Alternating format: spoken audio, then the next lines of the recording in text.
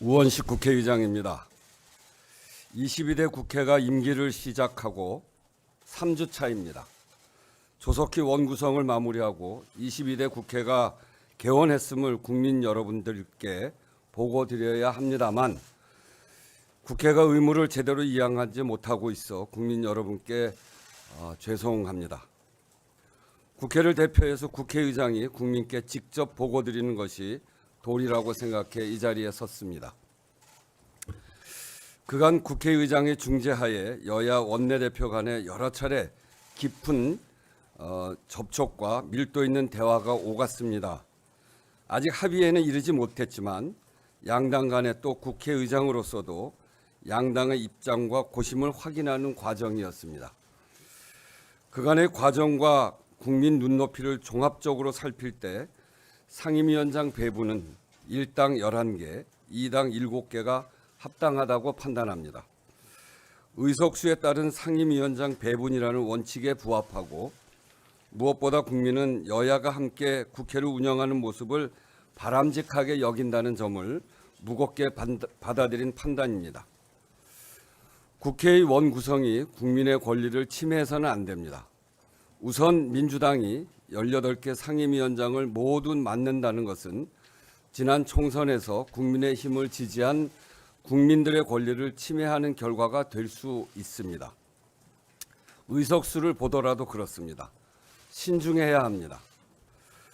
국회 개원을 늦춰서 국민의 권리를 침해하는 것도 큰 문제입니다. 민생이 절박합니다. 민생 대란에 의료 대란까지 더해졌습니다. 군사적 긴장이 고조되고 있는 남북 관계도 한시가 급합니다. 국회를 빨리 열어야 하는 절박한 이유가 넘칩니다. 그런데도 이를 늦추는 것은 국민에 대한 권리 침해입니다. 6월 임시국회에서 교섭단체 대표 연설과 대정부 질문 등을 원활하게 수행해야 합니다. 현재로서는 상임위원장 배분을 11대 7로 정하고 조속히 원구성을 마치는 것이 최선의 길이라고 판단합니다. 그러나 오래 기다릴 수는 없습니다. 6월 임시국회를 국회법에 따라 운영하려면 남은 시간이 제한적입니다.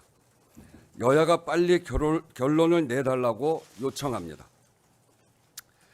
여야 정당에 거듭 강조합니다. 시간이 많지 않습니다. 조속히 상임위원회 구성을 마쳐야 합니다. 여야 모두 시급히 처리해야 하는 법안이 많습니다. 결산심사와 인사청문회 등 예정된 국회의 일도 다가오고 있습니다. 이제는 일하는 국회의 모습을 국민께 보여드려야 합니다. 여당은 집권당, 국정을 책임지는 정당입니다. 그래서 여당의 책임 있는 자세가 필요합니다. 국회와 정부가 협력해야 하지만 대통령제에서는 그 권한은 정부가 훨씬 큽니다. 여당이 소수당이라는 사실이 책임을 더는 이유가 되기 어렵습니다. 아울러 정부에도 분명히 밝혀둡니다. 국회법에 따라 소집된 상임위원회에 국무위원이 불출석하는 것은 국회를 무시하는 행동입니다. 직무유기입니다. 원구성은 국회의 일입니다. 정부는 정부의 일을 해야 합니다. 정부가 책임 있게 나서도 산적한 현안의 무게가 태산 같은데 국회를 경시하고 배척하는 태도로는 한 발자국도 앞으로 나아가기 어렵다는 사실을 명심해야 할 것입니다. 국민 여러분께는 거듭 송구합니다.